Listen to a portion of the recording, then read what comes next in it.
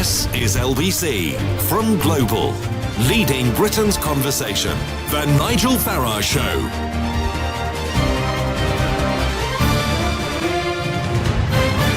Good morning, everybody. Well, I've come here straight from Heathrow Airport. Yes, I've been over in Washington, D.C. for a few days, attending an event organised by the American Conservative Union. And every year, they have a Conservative Political Action Conference. They describe themselves as the birthplace of modern conservatism. They're combining ideas with action to leverage the strength of thousands of grassroots activists to break through the resistance of Washington's powerful elites. So these are conservative voices from all over America, and quite a few from Europe now too, that attend this annual jamboree. It's attended by, I guess there were 10,000 people there, delegates at the conference. I would also guess 6,000-7,000 of them would have been under the age of 25. So a lot of very young student activists, people who'd caught buses from all over America to be there. Not officially anything to do with the Republican Party at all. In fact, many of these activists view the Republican Party as being the problem, not the solution.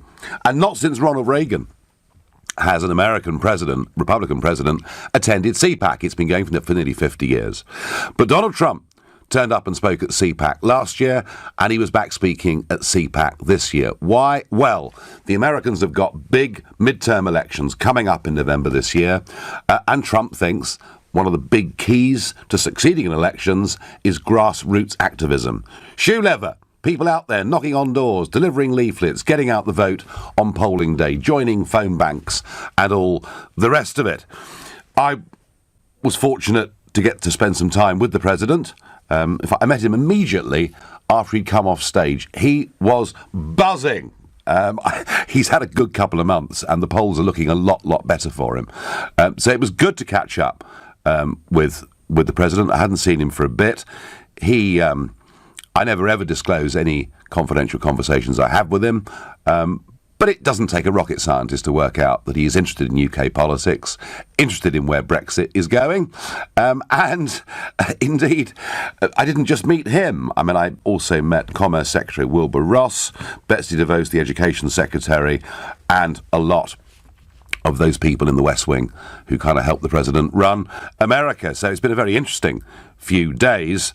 But I wonder, given that I am in the fortunate position of having all these contacts and connections, and actually genuine friends who are part of the Trump administration, and given that with Brexit we're looking to broaden out across the world in terms of what we do, and one of the big things would be a trade deal with the USA, do you think that given those links and connections, the government should make some use of me in the run-up to these, and perhaps even during these trade talks? And if you think, no, I think Nigel Farage is the worst person possible to do anything on behalf of the country, a view I think that is taken very much at the moment by this government, and I'll tell you shortly about a really quite remarkable boycott by the British Embassy of an event I attended. If you think I'm the worst person possible, I should have nothing to do with it, then call 0345 6060 973, or maybe you think it might be helpful for me to be able in some way to broker a deal and to improve relationships, by the way, that need to be improved, because I feel, despite Brexit, a Conservative Prime Minister, Trump winning, and all the talk about what our countries would do together, I think the Atlantic is still as wide as it was back in 2016, when many thought it might get just a little bit narrower. So if you think maybe I could help in some way, text to 84850, or maybe you've got a bigger, better idea. Maybe actually you think that we don't want a trade deal with the USA, that actually we might be better off staying in a customs union with the EU, which would mean we couldn't negotiate one anyway, and therefore I wouldn't be needed. And if that's how you feel, tweet using the hashtag Farage and LBC at LBC, and you can of course watch us on Facebook and comment there too. I'm going to go to Jason from Watford. Hello, Jason. Good morning, how are you? Good morning. I'm okay, actually. Are you jet lagged? Do you know, people talk about jet lag. Honest truth is, Jason, some nights I go to bed at 7 o'clock and some nights I go to bed at 5 o'clock in the morning, so it doesn't really make very much difference to me. No, I mean, it was a very busy few days over there, but a very interesting few days over there. I mean, one thing I can tell you, Jason, is the energy, the excitement, the enthusiasm that the Conservative supporting Americans have is something that just doesn't seem to exist in this country, really. Yeah, but that's the American culture, isn't it? They get very enthusiastic, excited about a lot of things that we don't get excited about in this country. I think that's true, although you could argue, Jason, that within Momentum and within a bit of the Labour Party, there's been a bit of enthusiasm generated there.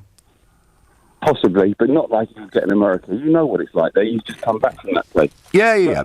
The reason I'm obviously speaking to you today is because one of the concerns I'd have about you being let's say, negotiator is that you're clearly a huge Donald Trump fan, and you can't really see any wrong. Whatever he does, you either see it as funny or the right thing to do.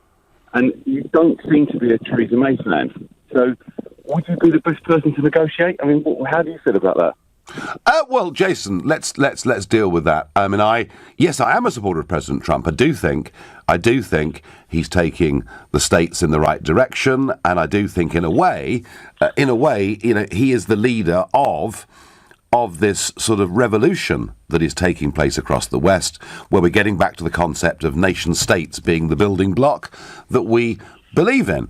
And I am critical of Theresa May, but ultimately, Jason, much as I love America, and my first job for an American company was way back in 1982, and I've spent a lot of time there over the last 30 years. But ultimately, I am British first, so it's Britain.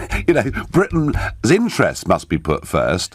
But I do think, Jason, when it comes to trade, business, commerce, when it comes to security and dealing with international threats, when it comes to the military alliance of NATO, I do think us having a good relationship with America for the mutual benefit of both is what matters.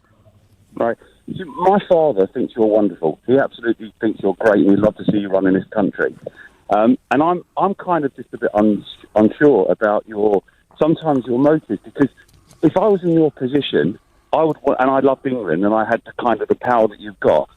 My first goal would be to try and become president of this country, because you love the country. We haven't got. Well, Jason, we haven't got presidents here, have we? We've got Prime Minister. Sorry, yeah, what we've got, Jason. What we've got here, I'm afraid, is a predominantly two-party system that prevails. Yeah. That prevails under first past the post. And I've not found myself through my adult life, or most of it, able to align with either of them. So that's rather difficult. Well, yeah, but if Jeremy Corbyn could be doing as well as he's doing, I think you could easily become a lot more successful.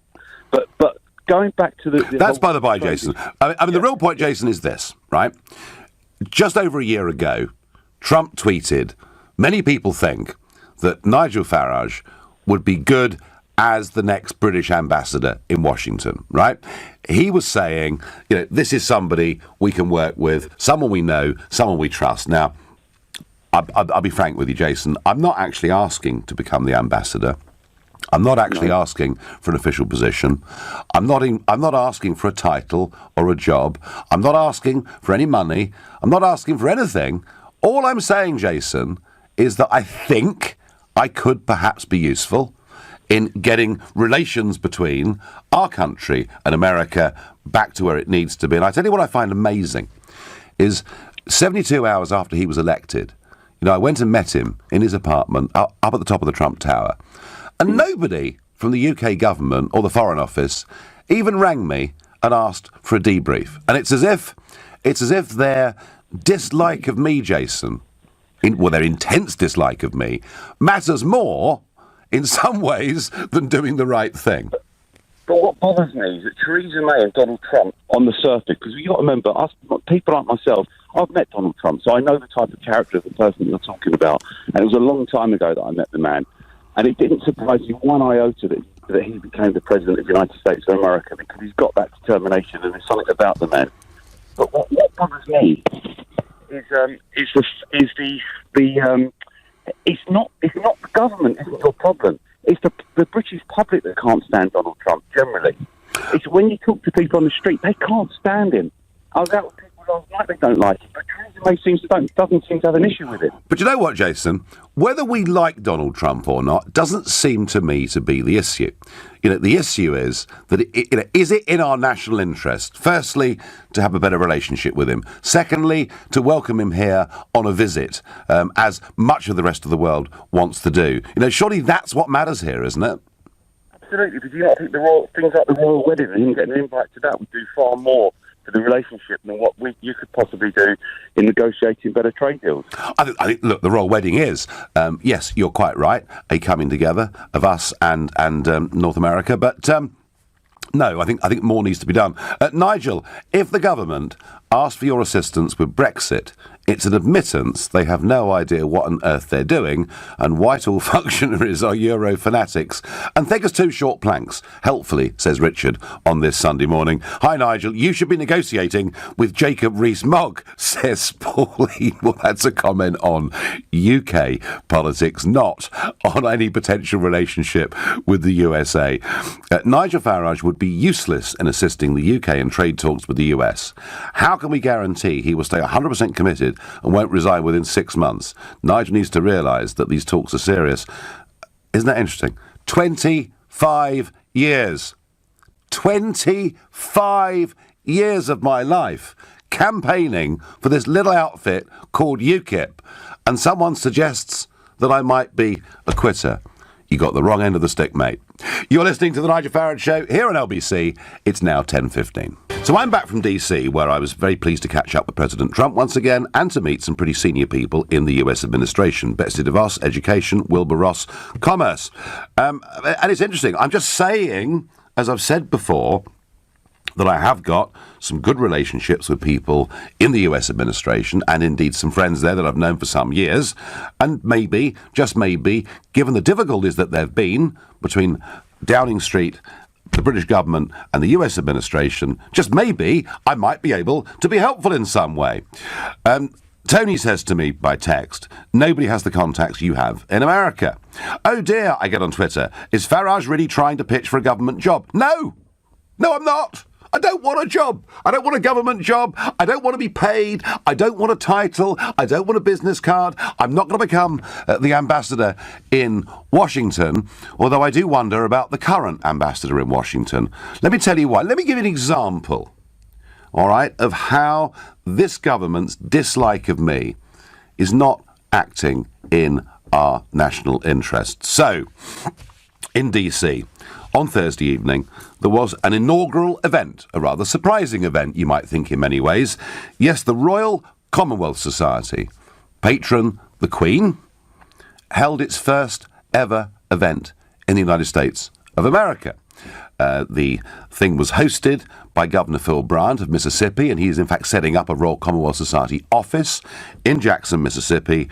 And in attendance were Lord Howe, former Conservative Cabinet Minister. He's the president of the Royal Commonwealth Society, and its director, Mike Lake. So they flew over from London to be at this event. An event, as I say, that was, I think, significantly attended by Wilbur Ross, the US Commerce Secretary. And amazing, isn't it? We had the governor of Mississippi there, the governor of Oklahoma there, some very senior people, some business figures from Washington, D.C. there as well. So why was the Royal Commonwealth Society setting up in the USA? Well, there is something out there called the English-speaking peoples of the world. And there are 52 countries now within the Commonwealth. They represent a population of about 2.3 billion. They have within them, of course, some of the biggest, fastest growing economies in the world. And this is an attempt to draw America into that orbit. Doesn't mean that America is going to join the Commonwealth necessarily at all. But what it does mean is there's a chance here for people to come together and to talk trade and to talk cultural links, amongst a group of countries who speak English, have common law, and together have pretty remarkable shared history. So the event was held, and it was an overwhelming success, with one exception. Formal invitation was, of course, sent to the British ambassador in Washington, Sir Kim Darroch. He replied that he couldn't come because he would be out of town. Well, okay. But tell you a funny thing, nobody else came from the embassy at all. They must all have been out of town. Perhaps we've closed down the British embassy in Washington. I don't know. No, of course, the truth is they boycotted the event because I had something to do with it. And I think there's a clear example there of us not putting the national interest first. And I can tell you that some of those senior American politicians were pretty disgusted that at this inaugural event, that our Foreign Office, our embassy in Washington, effectively boycotted it. And I wonder, I didn't ask them, but I wonder what Lord Howe and Mike Lake made of it as well, having come all the way over, to represent the Royal Commonwealth Society. It is small-minded, it is petty, it is tribal politics at its very worst. And whether they dislike me intensely, and of course they absolutely hate me because they never wanted to have a referendum in the first place, and they think I've really upset the apple cart. But whatever they think of me, there is something here that clearly was in our national interest, and they took no part of it. So that's where we are. That's the state of the British government's attitude towards me. And I would have thought perhaps they might be big enough and ugly enough to put that behind them and to get on with something more positive. That's what I think, but tell me what you think. What does Jason in Sutton think? Good morning, Jason. Good morning to you, Nigel. Let's put it to the test. You say you'd like to be involved in our trade negotiations with the States. You were just talking about the Commonwealth. Do you know how much of our total exports America already takes from us? About 20%. Yeah, it's about 24%. Yeah, it's nearly a quarter of everything we sell already goes to the States. I know. And isn't that remarkable, Jason, given the barriers that exist, and given particularly, Jason, that the US economy is off to the races in terms of growth and everything else, growth and investment and everything else. Look, Jason, you've just made the point in a way that everybody can exist on World Trade Organization rules, and they can. And let me jump in, if I may. Yeah. Can I just jump in there? Over the last 20 years or so, there are dozens upon dozens upon dozens of EU-USA agreements in place. Everything from X-raying containers, security, research, development, making customs easier. We lose all of those benefits after we leave the EU, first of all. Why? Because they're EU-USA agreements. We would have to start them again, or we'd have to grandfather them across. Now, that's not been agreed. We don't have US permission for that. In fact, Wilbur Ross, actually, what he said was Brexit is what he called a God-given opportunity to countries around the world to pick off the best bits of the UK economy. Nice guy. You talk about the Commonwealth a lot. When we export vehicles, I think you're somewhat misquoting Wilbur Ross there, Jason, aren't you? He talked about talked about a trade deal being an opportunity for American investors, as indeed it is an opportunity for UK. I mean, already the Americans are the biggest investor in Britain, right? And we are the biggest overseas investor in America. Are there technical arrangements in place between the EU and the USA? Yes. Could we automatically pick up those rights the next day if we chose to? Yes. But what I'm arguing is actually we could make the relationship even better by removing more barriers. Now, are you saying, Jason, that you do not think that we should be aiming for an FTA, free trade agreement, with the USA? Well, the USA is only one part of the world. As you say, 55% of our exports go all over the world. Our cars, for example, that we sell around the world, the average export price is £20,600. Yeah, we sell... Do you know what the average GDP per person is within the Commonwealth? $3,500. And if you take out Canada, you take out Australia, it's even less than that. So these people have got $3,500 a year. All right. So, Jason, do you think... How many of our £20,000 cars do you think they're going to buy? So do you think, Jason, that India is actually a country in decline? No, of course it's not. It's a growing. Right. So the point is the number of rich people, Jason, in India who are able to buy a £20,000 car goes up every year by quite a huge number. And you're quite right about UK car exports. You know, we now sell more of our cars to the non-EU world than we do to the EU world. The question I'm asking you, and that is relevant to this debate, is do you think we should be aiming at a free trade agreement with America? Not in exclusion to the rest of the world, but should we be aiming at it? You just mentioned Should India. we be aiming at a free trade agreement with America? When we visited Prime Minister Modi in India, Theresa May went over. Should we be I'm going to try one more time, Jason. Should we be aiming at a free trade agreement with the USA? On the basis that it's a fair and equal and balanced trade agreement, yes, that's not what we'd get. And especially Well, hang on, Jason. If we didn't get it, we wouldn't sign up to it, would we? Well, then what's the point? We've already got an excellent trading relationship. All right. With the United States. Then actually, we should leave the European Union tomorrow. Do it on WTO rules, because you're perfectly happy with us operating with the USA on WTO rules, albeit with a few bits of technical adjustment to make trade simpler. That's not how we trade with the US at the moment, and you know that very well. Jason, we trade with America on WTO rules. And yes, of course, there are technical agreements with ports and everything else, but we trade on WTO rules. Jason, I thank you. Did my best. Matthew at Heathrow is the next caller. Matthew, good morning. Morning, Nigel. Basically, I'm around Remainer, accepted we're going to be leaving, but basically I think now is a good opportunity, the timing's right, for you to get involved to try to get a free trade deal with the USA, but at the same time you've got to get the EU involved as well. We're not going to get that free trade deal unless the EU is part of it, and we can have a tailor-made customs arrangement, what Labour's talking about. It's not impossible. It's not impossible that the European Union would look to have a free trade deal with the USA, although I do detect, to be honest with you, Matthew, that anti-American sentiment in Brussels is really, really high, and particularly with, a right-of-centre Trump regime. So I don't think, to be honest with you, that a close USA trade deal with the EU is on the cards anytime soon. Well, but you could use that to try to get a good deal for the UK. Oh, no, absolutely. Absolutely. No.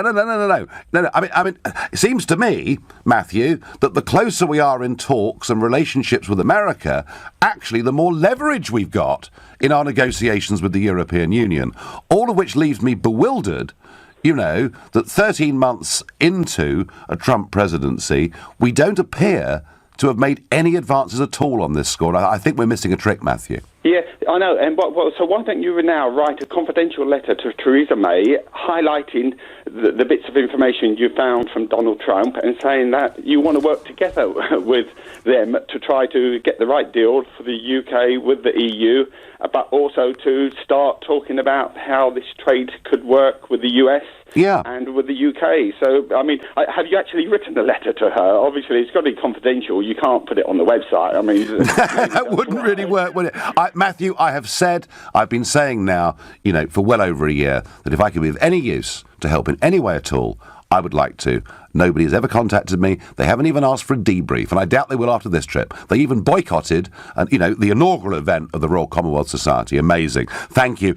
Helena says, Nigel Farage might have US contacts, but he's too old to learn to be diplomatic. A necessity to be a diplomat. You're listening to the Sunday edition of the Nigel Farage. She's probably right. The Sunday edition of the Nigel Farage Show. It's time for the news. It's 10:30. Could I be of use to the British government in our upcoming trade talks with the USA, or in any other way to be a bit of a broker in between the two administrations, who at the moment appear to be moving further apart rather than closer? But before I get back to that and your very strong opinions of whether I'm any use at all, I have to talk about the Archbishop of Canterbury, Justin Welby, who during the referendum campaign made it absolutely clear why he supported Remain. He goes on doing so. He said some pretty disobliging things about me, all of which led, about a week before the referendum, quite early one morning, we were going over Lambeth Bridge on the open-top double-decker that I was going around the country in, and I was just getting the microphone ready to sort of give, commuters a blast as they were coming out of Waterloo train station, and who was walking over the bridge but Archbishop Welby? And I have to say, I got the microphone and did give him both barrels. Gosh, I enjoyed that. But today, in the Mail on Sunday, big full-page piece from the Archbishop of Canterbury, Brexit and a broken Britain. And he says things like, the ugly disparity between the mansions that some can afford and the poor housing that others must inhabit shows how badly our society has corroded. Really, Archbishop? Do you think in Victorian London and Manchester that there weren't huge wealth disparities? Are you actually saying that the gap between living conditions at the top and the bottom have got worse since Brexit? I don't think so. It's a deeply misguided comment. He also says, austerity is crushing the weak, the sick and many others. Archbishop, we are still having to borrow 50 billion sterling every single year. This government is not cutting. We are still going on borrowing. And I have to say, the whole tone of the piece, where he talks about division and yet through the words he uses further increases division, this is a very negative article from the Archbishop yet again. And I just want to say this, Archbishop, stop talking the country down, because that's what you're doing. What a contrast this is to the people now running the administration in America, where they constantly talk up their country, their people and their prospects. You get back off the aeroplane into the UK to this dire negativity and a cold easterly wind and snow on the way.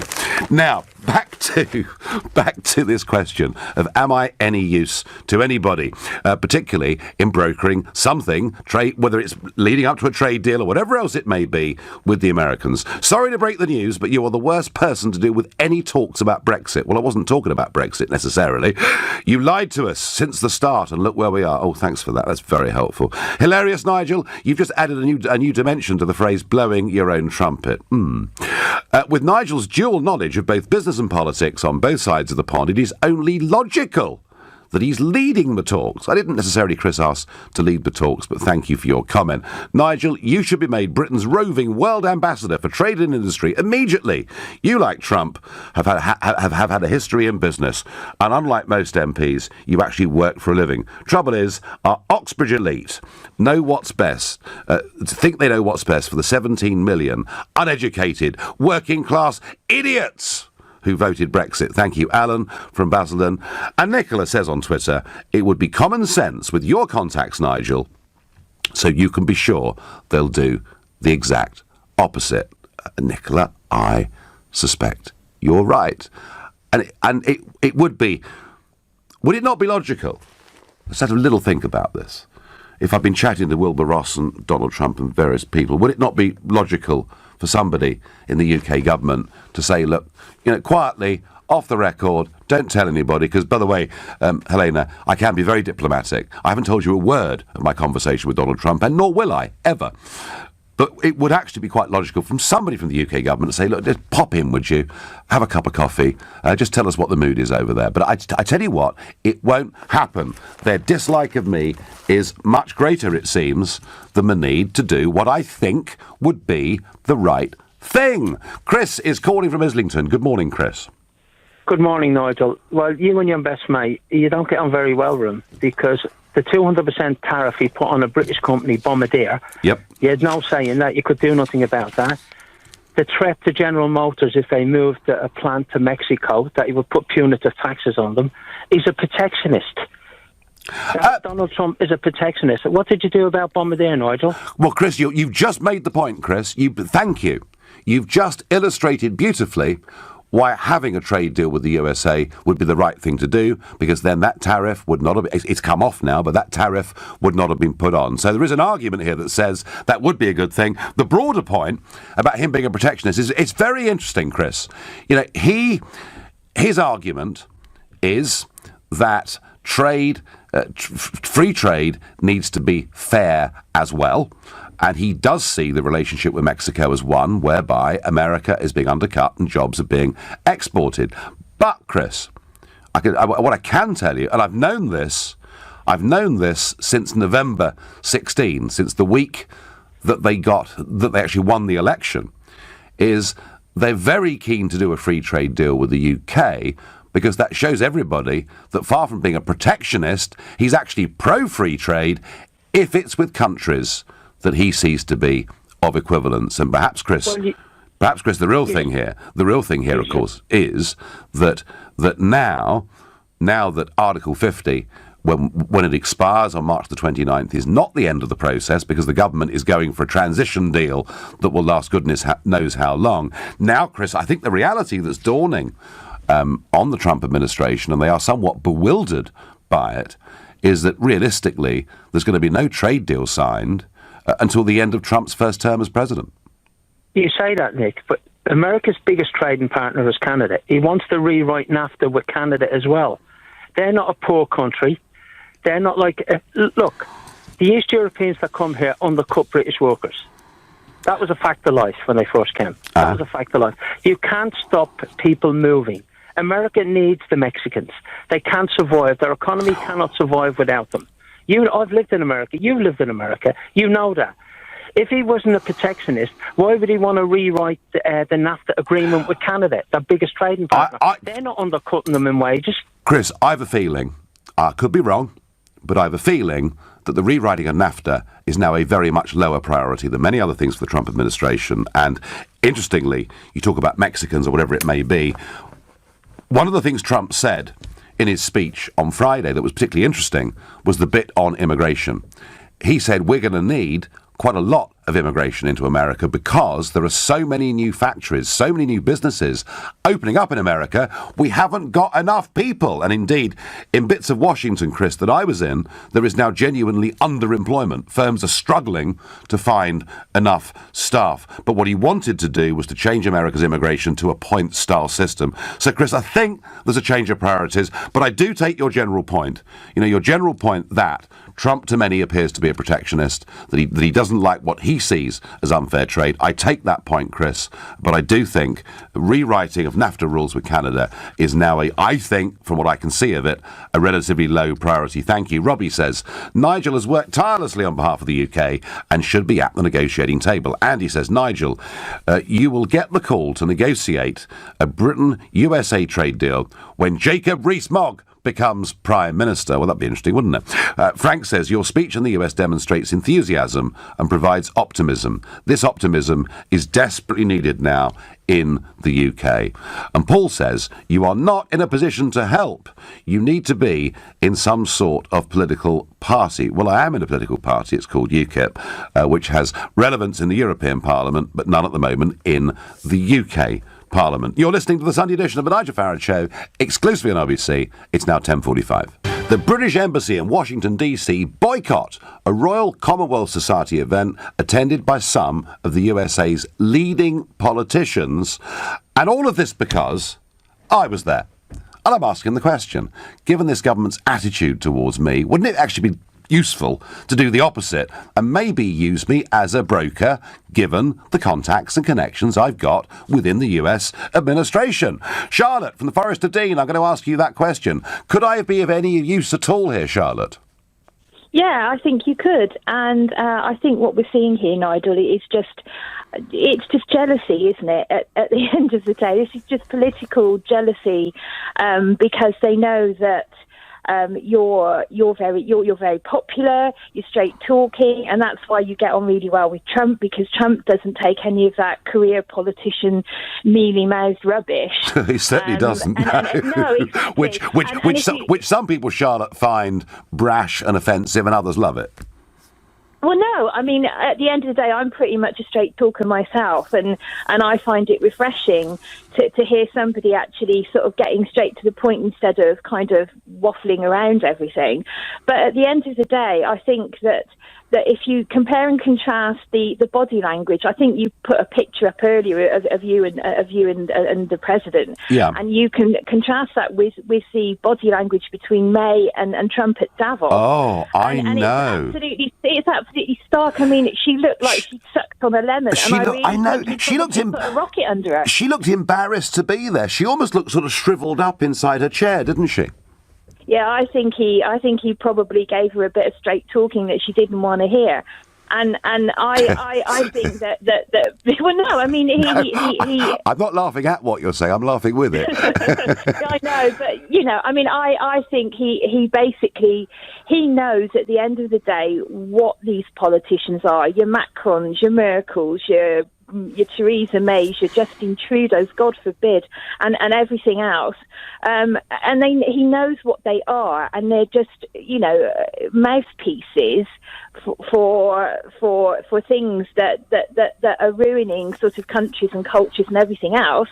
And they don't want people like you there. If Thanet wasn't a wake-up call to people, your attempt to get in at Thanet, then people are absolutely blind because, and he also knows that they hitched their wagons to the wrong horse, didn't they? Because they were all over Barry, they were all over. Yeah. I mean, we'll find out more, Charlotte. They shackled it to the wrong horse, and they absolutely hate you. And they absolutely hate me, and we'll find out more about Thanet in court in May of this year, but I'll leave it at that. Charlotte, I thank you very much indeed. Nigel, we do need a trade deal with America, and you would probably be a great ambassador, given your relationship with Trump. But by the time Brexit goes through, Trump probably, and unfortunately, won't be president, and you won't be an asset to us. Interestingly, one of the things Trump said on the stage at CPAC that he's never said before was, he said, well, we've got 7 more years of this. That's the first time I've heard him say that he does intend to run again in 2020. Nigel, you are the right person to work for trade deals. I think you've been ignored because they won't admit they need you, says Claire. Well, I'm a firm Remainer, I get on Twitter, but I concede we should send Farage to the US. Forever, probably. Indeed, we should deport him and never allow him to return. Oh, this is great. This is democracy in action. This is free speech. This is people having their say. And James is a first-time caller from Nottingham. And James, you're on LBC, and you can have your say. Good morning, Nigel. Good morning. Thank you for taking the call. You're an absolute legend. So this is actually an honour to speak to you. James, that last tweet I read out didn't agree with that, but thank you. No, I know. I feel that you, obviously internationally, you've got great relations with Donald. I just think that with the Tory government as it is at the moment, yours will be wasted. You can't really put your ideas into place because you'll be representing theirs, and I don't think they kind of match what you want to do. No, well, all I'm trying to do in this case, James, is just to be helpful, to be a broker, to be a middlman. Yeah. That's all I'm suggesting is that it might actually be in the interest of all of us. It would be brilliant, with building the relations and everything else. But I just think that, someone like Jacob in power, your ideas matter a lot better, and I think it would work a lot better if that happened. So if Jacob was in power, it'd all be different, yeah? Yeah. Interesting. James, I thank you for your call. Do call again. I thank you. Let's ask Simon in Chiswick what he thinks. Simon, good morning. Nigel. Look,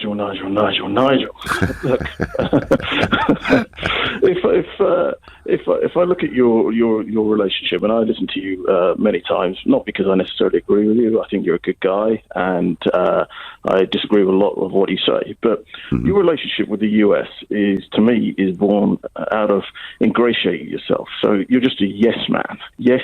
Really? Yes, do you know, Simon? Yeah. I've never been called. I mean, I've been called obstructive. I've been called abrasive. But I've never been called a yes man. Now, and this is in particular to Donald Trump. Now, your relationship has been born out of, I've listened to you. You never, ever call him out. And even when you do call him out, the very next day there's a but. But that's not diplomacy, Nigel, right? If you recollect, and I'm no fan of Theresa May, Theresa May was the first person to visit Donald Trump. There was her walking out of the Oval Office, her arm around him. But you know what she dared to do? She dared to challenge him and put the UK's position on certain issues, and that strained the relationship. I don't believe in these tough negotiations that somebody whose relationship, and you're dancing around and doing the victory lap because you've got such high-level meetings, you've had such access, which is born out of... Simon, hang on. It wasn't a victory lap. It was, there were two reasons for my visit. One was the invitation to go and speak at CPAC, which of course I accepted. But the other big reason for going was the launch of the Royal Commonwealth Society in the United States of America, a chance to bring America into that orbit, a big organisation, 52 countries, English speaking. I mean, that was a really positive thing that was happening there, and that was recognised by, as I say, Lord Howe going across from London, and by senior American politicians turning up. And the point I'm really making, Simon, whatever your view of me, is that for the British Embassy to boycott that, simply because I was there, is a sign of a government that is not really acting in the national interest. But Nigel, if you just were in the US, now let me ask you this. Were you derogatory in any way, or did you undermine the Foreign Office or the UK government in your conversation? No, because in the US? No, of course not. Because we invited them to attend this event, and I didn't say anything publicly about this when I was in America. Although some of our American hosts were growling under their breath because they thought it was very, very disrespectful of the British Embassy to behave in this way. So no, I don't go abroad to talk down Britain, Simon. I was very careful about that. And if you look at what I said on the stage, I said, whilst I have my reservations about Brexit, I still hope and believe that it will go through. Simon, could I be of any use in your view? Look, I mean, again, Nigel, if I'm sitting in the Foreign Office, you've run teams, you've managed process, and in something like this, you need a team that's rowing it all in the same direction.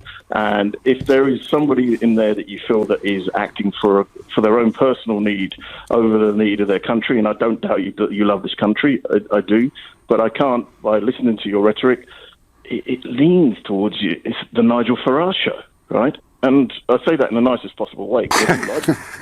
Well, Simon, I mean, there we are. A very damning final comment from Simon in Chiswick. It's all about me, apparently. There you go. Barry is my last caller on this subject, and he lives in Leigh-on-Sea. Hello there, Nigel. Good morning. Basically, I think because of your links with Business World, what you've done in the trading circles of London and the city, and your last 20 years with UKIP and Brexit and leading the Brexit, and quite frankly, you're the forerunner, you're the spearhead of this whole new world movement of politics. There is no one else who's done this but you. In America, the nationalism which is coming out all over Europe, Britain, America, everywhere. You are the spearhead of the whole lot. And as that side of things, in my mind, you really are and should be involved with a free trade agreement because you know both politics, you know both the business world. And well, Barry, you're very kind, Barry. You've got confidence in me to do it. Some have. A lot of people who've called up this morning haven't had. Barry, I thank you. I do get on Twitter, would you be talking on trade agreements for the whole of the UK or just the southeast of England, Nigel? You do seem a little biased towards them. Really, Mark? Really? I don't get that. I think actually I spent most of the last 4 or 5 years as leader of UKIP. I spent most of it in the Midlands or the north of England or South Wales or places like that. Anyway, moving on to our next debate. Recent figures show that 51 new political parties were created last year in this country and that so far 13 new ones have been set up in 2018. Do we ever hear anything about them? No, not really. But given the aim of this show is to demonstrate that dialogue can and should remain open and civil between different political views, we've invited 2 new political movements into the studio. My question for you, is there room for a new political party in the UK? You can call me on 0345 6060 973. You can text to 84850. You can tweet using the hashtag Farage and LBC at LBC, and you can watch us live on Facebook and comment there too.